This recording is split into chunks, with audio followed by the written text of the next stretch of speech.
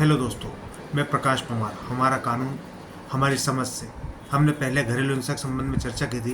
अब हम आपको बताते हैं कि इसका संक्षिप्त नाम क्या है और इसे कब से लागू किया गया है।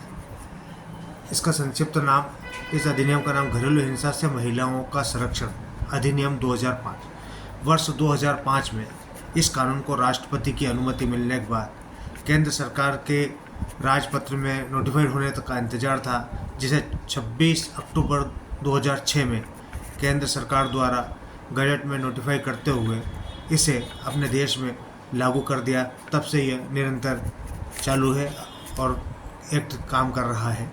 इसे विस्तृत समझने के लिए हम इसकी परिभाषा को देखते हैं कि आखिर घरेलू हिंसा में क्या है और क्या कहती है इसकी परिभाषा। धारा 3 में इसकी परिभाषा बताई गई है कि इस अधिनियम के प्रयोजन के लिए प्रतिप्रार्थी का कोई कार्य, लोभ अथवा कार्य कारित किया जाना अथवा आचरण घरेलू हिंसा संगठित करेगा, यह इसकी सामान्य परिभाषा है। अब किस प्रकार के कृत्य हैं जो घरेलू हिंसा में उपयोग किए जाते हैं, घर के अंदर किन किन विषयों पर किया जाता है, उस विषय को समझते हैं। इसमें बताया गया कि हिंसा किस प्रकार की हिंसा होती है जिसे हम घरेलू हिंसा कह सकते हैं। हिंसा शारीरिक हिंसा हो सकती है, लैंगिक हिंसा हो सकती है, मौखिक और भावनात्मक हिंसा हो सकती है और आर्थिक रूप की हिंसा होती है। इस प्रकार की हिंसाओं से जो व्यक्ति ग्रसित होता है, महिलाएं ग्रसित होती है, उनको सुरक्षा प्रदान करने के लिए महिलाओं के लिए यह अधिनियम बनाया गया है। इस अधिनियम में अब आप शारीरिक रूप से देखें, शारीरिक हिंसा में मार पीट, लात से, घूंसों से काटना, इस प्रकार की जो हिंसा होती है, जो शरीर पर किसी भी प्रकार की चोट पहुंचाती है, वो शारीरिक हिंसा में आती है। इसी प्रकार लैंगिक हिंसा, महिलाओं के घर में ही लैंगिक अपराध उनके साथ होते हैं और वो कई बार बोल नहीं पाती, शर्म और उस वजह से, लेकिन ये हमले भी उसके जीवन और भावनाओं को, आत्माओं को तोड़ मरोड़ कर रख देते हैं, जिसके संबंध में महिलाएं कहीं भी इसको बता नहीं पाती और परेशान होती थी।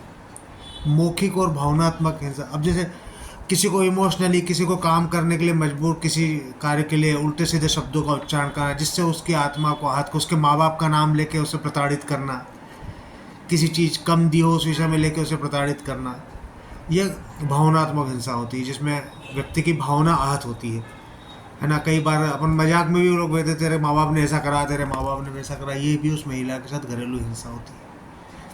तो इन हिंसाओं से बचाव के लिए ही ये अधिनियम लागू किया। इसी में एक और आर्थिक हिंसा, हर व्यक्ति को अपनी आवश्यकताओं की पूर्ति के लिए आर्थिक व्यवस्था आवश्यक है। बिना अर्थ के सब व्यर्थ है, हम जानते ही हैं। भाई आज महिलाओं को किसी चीज़ की आवश्यकता है, बीमार दुखी में, अगर उसकी आप आर्थिक रूप से सहयोग नहीं करेंगे, उसका इलाज नहीं करवाएंगे, उसे पैसे नहीं देंगे, उसके बच्चों के साथ नहीं करेंगे, तो इस प्रकार की जो होता है वो आर्थिक हिंसा है। भाई उससे अपने जीवन में भी कुछ करने के लिए, उसकी कुछ आवश्यकताओं की पूर्ति के लिए उसे कहीं जाना हो, मित्रों के साथ, सहेलियों के साथ कहीं बैठना हो, घूमना हो, पार्टी करना हो, आप उसमें उसको आर्थिक रूप से मजबूर करेंगे, परेशान करेंगे, तो ये आर्थिक हिंसा है।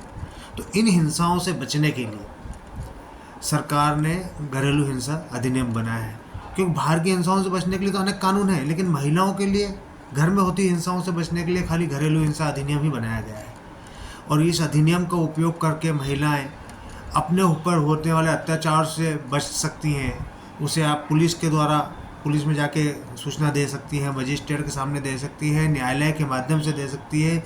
कई ऐसी संस्थाएं हैं जिनके माध्यम से भी आप उनको सूचना देकर वहाँ पे अपनी रिपोर्ट कर, कई सर्वाइव हैं, प्रोवाइडर हैं, सर्विस प्रोवाइडर लोग, उन लोगों का भी सहयोग लिया जा सकता है, जो इन कार्य के लिए गठित किए गए, जिन्हें सरकार का सहयोग भी प्राप्त होता है और वो इस काम में सहयोग करते हैं, ताकि महिलाओं के साथ अन्याय ना हो सके। महिलाएं और किसी नहीं बताए वहाँ जाके बता सकती है, शिकायत कर सकती हैं। इस प्रकार इन कार्यों के आधार पर ही इसको, और इसी को, इसमें अब सरकार क्या करे भैया, अपने सरकार का एक कर्तव्य रहता है, एक्ट के आधार पे ही बताया गया, धारा 11 में बताया गया सरकार के अपने भी कर्तव्य इस एक्ट के लिए। भाई आप एडवर्टाइजमेंट करें, मीडिया के माध्यम से जनता को जागरूक करें, ज़्यादा से ज़्यादा जागरूक करें, ये धारा 11 कहती है सरकार के लिए और सरकार करती है। हम देखते हैं कई ऐड महिलाओं के संबंध में इस प्रकार आते हैं जिन्हें देखकर भी महिलाएं समझ जाएं। तो इन आधारों पे महिला अपने अपना बचाव कर सकती हैं, घरेलू हिंसा में अपने खिलाफ जो हो रहा है उसके खिलाफ लड़ सकती हैं, और बिना शर्म और बेझिझक कानून भी आपके साथ होता है।